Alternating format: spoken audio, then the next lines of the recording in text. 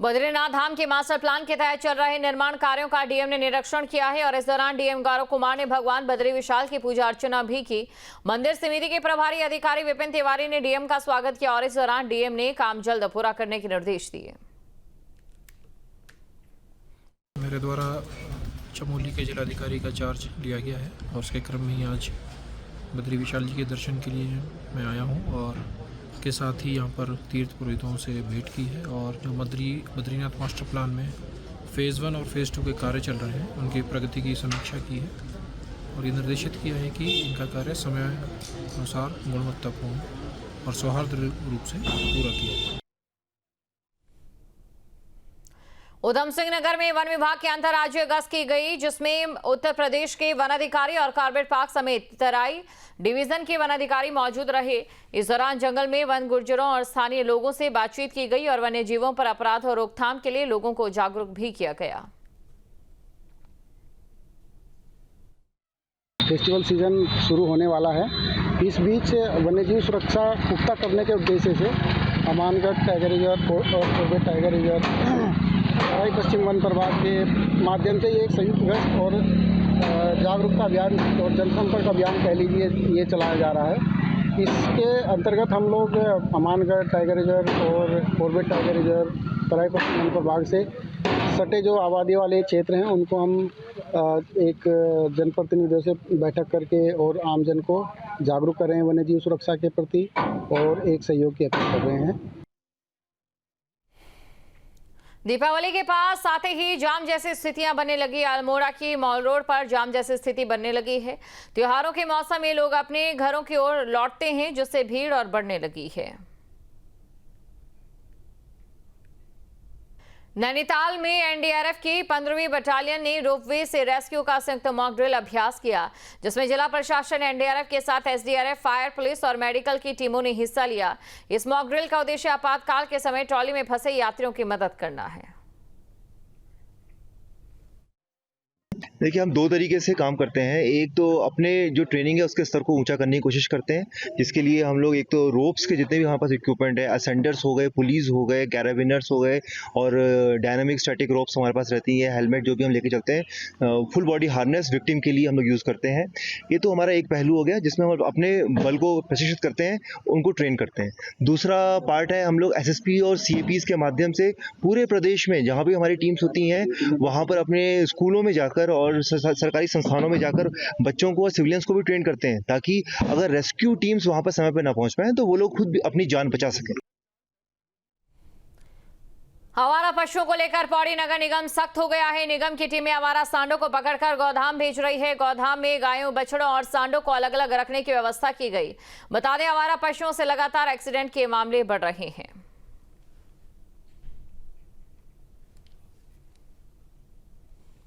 रुद्रप्रयाग में गौरीकुंड हाईवे पर कटिंग के मानकों की अनदेखी से लोगों में आक्रोश है। हाईवे के तिलवाड़ा में 14 मीटर कटिंग की जा रही है, तो 8 किलोमीटर आगे सिल्ली में 24 मीटर कटिंग का काम चल रहा है।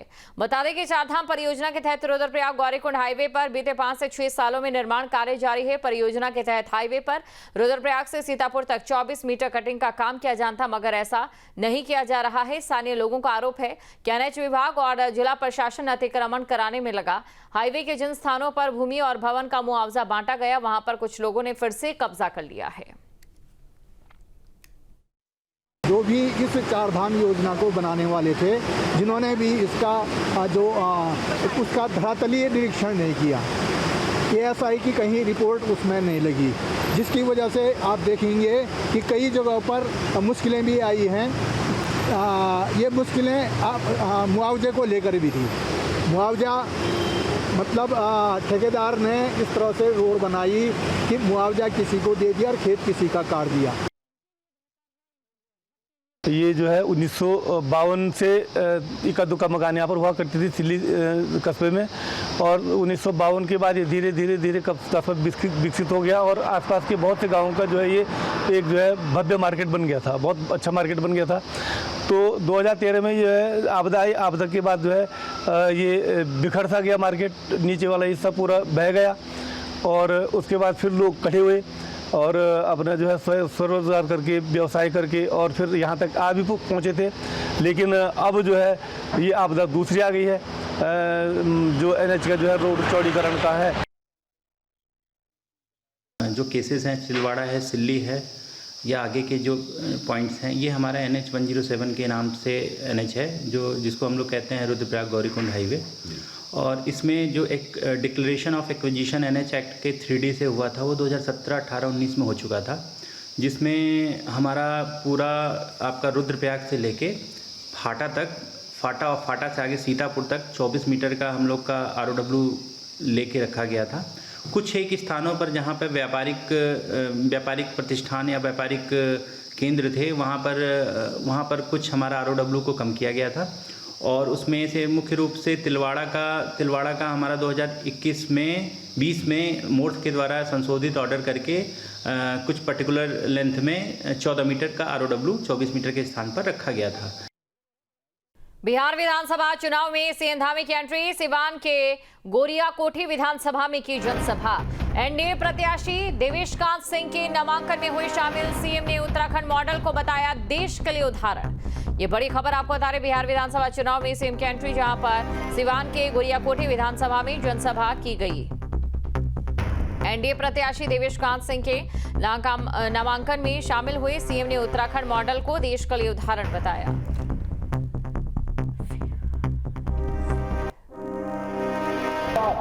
20 वंदे भारत ट्रेनों की सौगात दी गई है। इतना ही नहीं, बिहार में जहां पटना हवाई अड्डे पर एक आधुनिक टर्मिनल का निर्माण हो गया है, दरभंगा में नए हवाई अड्डे का निर्माण किया जा रहा है। निर्मित रूप से वहां हवाई सेवाएं आम जन के लिए सुलभ हो, उसके प्रयास किए जा रहे हैं। इसके साथ ही 1400 करोड़ रुपए की लागत से अत्याधुनिक बीटा में हवाई अड्डे का निर्माण कार्य भी प्रगति पर है।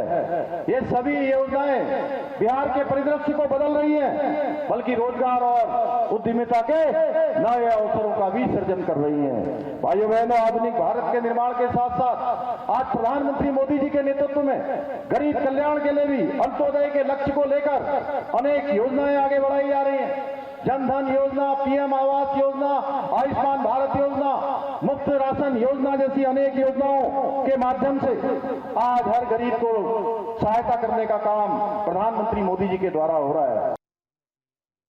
8 करोड़ से अधिक लोग हमारे मुफ्त राशन योजना का लाभ उठा रहे हैं। 50 लाख से अधिक गरीब परिवारों को घर देने का काम मोदी सरकार ने किया है। इतना ही नहीं, आज बिहार के प्रत्येक घर को हर घर बिजली, हर घर नल से जल और हर घर शौचालय जैसी योजनाओं का लाभ भी सुनिश्चित किया जा रहा है कि हर एक व्यक्ति को इन योजनाओं का लाभ मिले।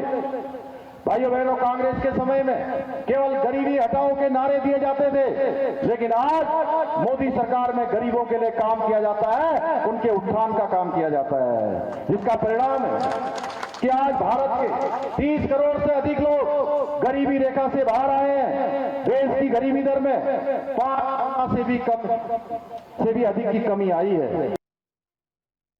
जहाँ भक्ति है हर शब्द में, कथाओं में छुपे हैं दिव्य रहस्य और ज्योतिष देता है जीवन को दिशा। धर्म से जुड़ी हर बातों को जानने के लिए हमारे चैनल स्तुति को सब्सक्राइब करें।